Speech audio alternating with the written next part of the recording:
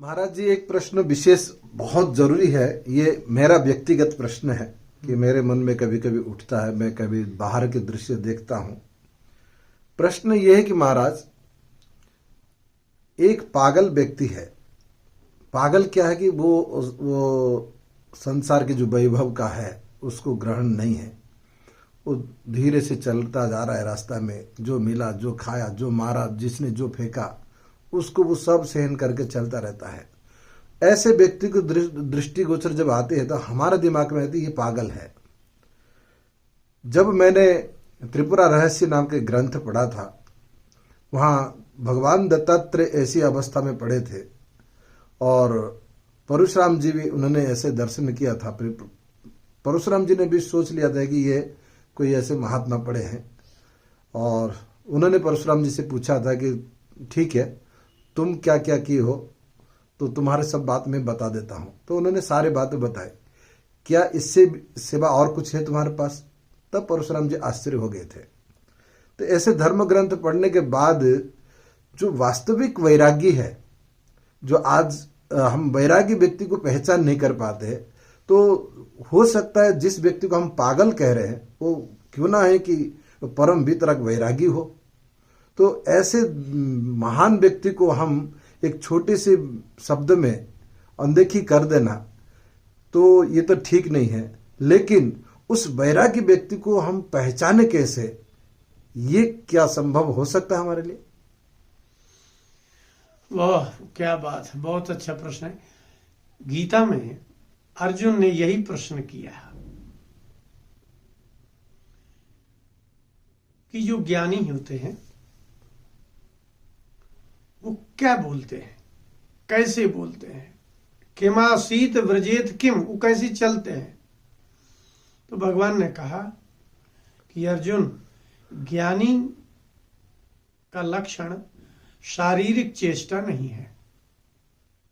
तुम कह रहे हो कैसे बैठते हैं, ये तो कोई बात ही नहीं हुई। ज्ञानी कैसे बैठेगा? जैसा शरीर सबका है ऐसे ही उसका शरीर है, वैसा ही बैठेंगे। कुछ कैसे खाते हैं वैसे ही खाएंगे, कैसे चलते हैं वैसे ही चलेंगे। शरीर के स्तर पर प्रत्येक क्रिया ज्ञानी की अज्ञानी के ही समान होगी। ज्ञानी कैसे सोते हैं ये तो कोई बात नहीं हुई। तो उन्होंने उसमें गुण लिखे हुए हैं। जिनको गुणों की पहचान होती है वही ज्ञानी को पहचान सकते हैं। इस छतरपुर मध्य प्रदेश में एक शरीर बाबा थे। वो मलमूत्र किए ही चल देते थे। बहुत वर्षों बाद लोगों को पता चला, कब? जब उन्होंने चमत्कार दिखाई। तो ये कब पता चला? जब दिखाए चमत्कार। तो इसका तात्पर्य क्या निकला? कुछ अर्थ नहीं है उसका। तो यदि कोई चमत्कार न दिखाते तो इसका मतलब कोई जानते ही नहीं है, आप नहीं जानते। तो इसका तात्पर्य इतना ही होना चाहिए,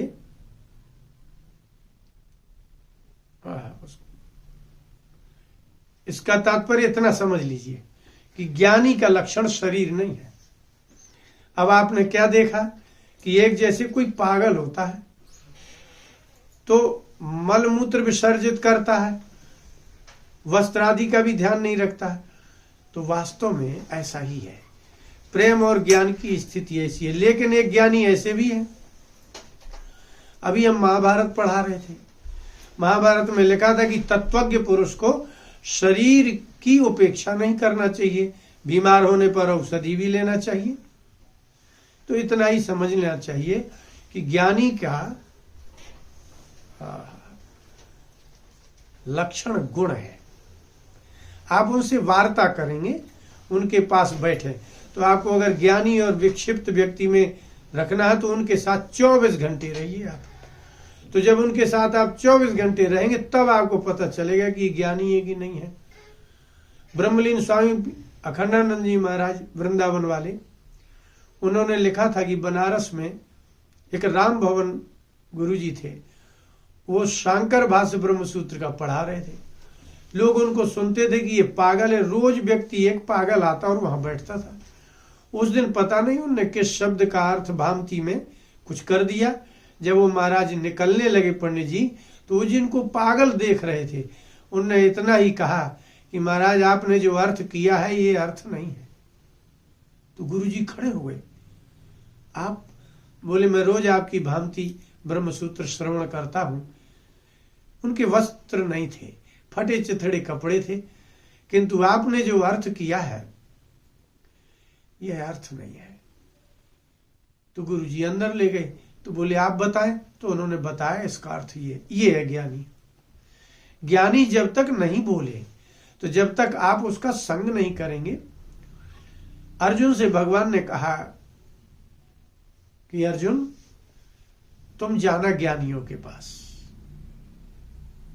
सेवा करना कुछ दिन उनकी, तद विधि प्रणिपाते न, कुछ दिन वहां बैठना, प्रणाम करना, और परिप्रश्नेन सेवया, पहले सेवा करना, फिर उनसे प्रश्न करना।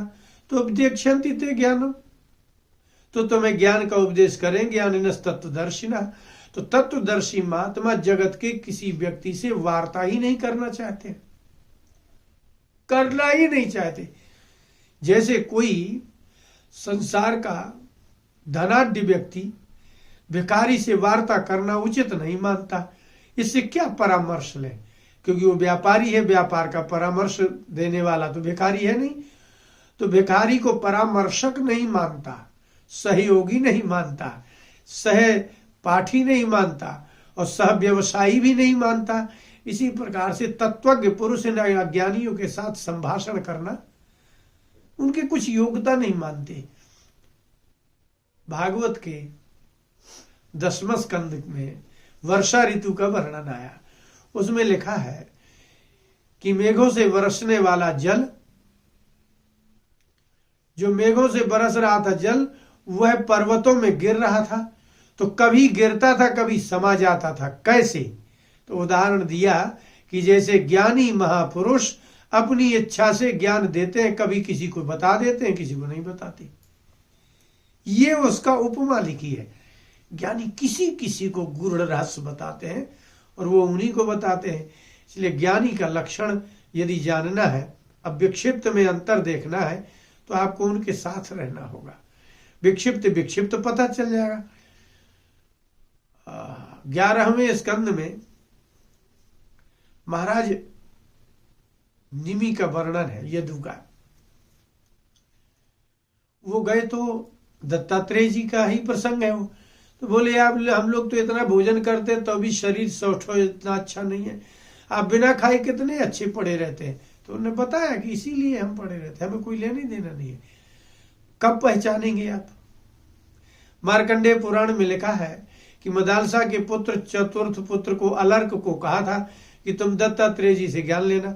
वो गए तो दत्तात्रेय जी स्नान कर रहे थे कुमारिकाओं के साथ, तो लौटने लगा। सनकादिकों ने कहा जो देख रहे हो वो नहीं है, अलर्क तुम जाओ। तो इसका तात्पर्य क्या निकला? आप दूर से देखेंगे।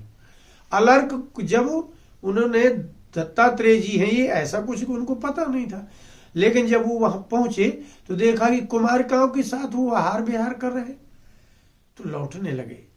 तो वहीं से सनकादिक आ रहे थे। सनकादिकों ने कहा अलर्क तुम क्या सोच के लौट आए?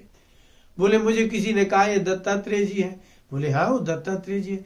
बोले ये तो स्त्रियों के साथ में सरोवर में अवगाहन कर रहे हैं, स्नान कर रहे हैं। बोले जो तुम देख रहे हो वो ये नहीं है, तुम्हें दत्तात्रेय जी से मतलब है, इन स्त्रियों से क्या? तो गए प्रणाम किया तो न कुमारिकाएं थी न सरोवर था। तो ज्ञानी जैसे अज्ञानी अधर्मी पाखंडी लोग अपने अज्ञान को छिपाने के लिए ज्ञानियों का रूप धारण करते हैं, ऐसे ही ज्ञानी लोग अपने ज्ञान छिपाने के लिए अज्ञानियों का रूप धारण कर लेते हैं। जैसे पाखंडी दम्भी लोग अपने अज्ञान को छिपाने के लिए ज्ञानी जैसी भाषा बोलते हैं, ज्ञानी जैसा स्वरूप धारण करते हैं, और वो ज्ञानी नहीं होते, वो अज्ञान को छिपाते हैं। और अज्ञान जो ज्ञानी है वो अपने ज्ञान को छिपाने के लिए अज्ञानी जैसा आचरण करते हैं। कीमती बात तो दोनों है। वो असत्य को छिपाने के लिए सत्य का स्वरूप धारण करते हैं, उस सत्य को छिपाने के लिए असत्य का स्वरूप धारण करते हैं। पहचानना कैसे है आपको?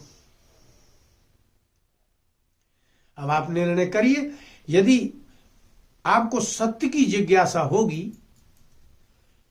तो आप उसके पास जाएंगे, उसके रहस्य को जानने के लिए वहां जाएंगे। ब्रह्मा जी ने देखा कि जिन गऊओं को मैंने बंद किया है वो अंदर है, और जिन गऊओं जैसी ग्वाल बाल जैसे बाहर भी चल रहे हैं, और कृष्ण है। इसका मतलब है इसमें से सत्य कौन है? तो वो जो अंदर थे गुफाओं के, उनको छोड़ करके ब्रह्मा जी उनमें आ गए जहां संदेह था। तो जहां संदेह होता है वहां जाना चाहिए। तो कृष्ण भगवान जो गौएं बन करके विचरण कर रहे थे, वहां हुआ ना संदेह। तो संदेह उनमें नहीं था जो गुफा में बंद थे, संदेह इनमें था कि वही यहां कैसे हो सकते हैं। किंतु जब वहां गए तो संदेह निवृत्ति हो गई। इसका मतलब है जहां संदेह होता है उस संदिग्ध स्थान में जाइए। यदि आपको लगे कि ये पागल है कि ज्ञानी है तो आप उसके साथ रह जाइए। तो जिसमें संदेह होता है वहां ही जाया जाता है। दूर से अनुमान आप किसी भी वस्तु तत्व को नहीं देख सकते। वहां जाएं, उनके साथ रहें, उनके साथ सहवास करें और कुछ दिन सहभागी बने, उनकी क्रियाओं को देखें। एक महात्मा काशी में थे, मैं सन 83-84 में था।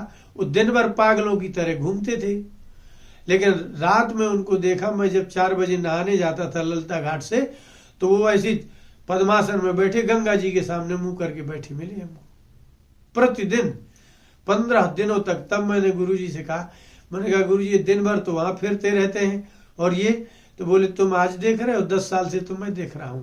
सच्चे संत यही है। तो इसलिए जगत से सत्य और रहस्य छिपाने के लिए वो पागलों का अनुकरण करते हैं। और जो वास्तव में हृदय से पागल है, जो पाखंडी दम्भी है, वो लोग ऐसा आचरण करते हैं कि हमें कोई जान न जाए कि हम पागल हैं। पाखंडी इसलिए सत्य का स्वरूप धारण करता है कि कोई ये न जान जाए कि हम पाखंडी हैं, कोई ये न जान जाए कि हम दम्भी हैं।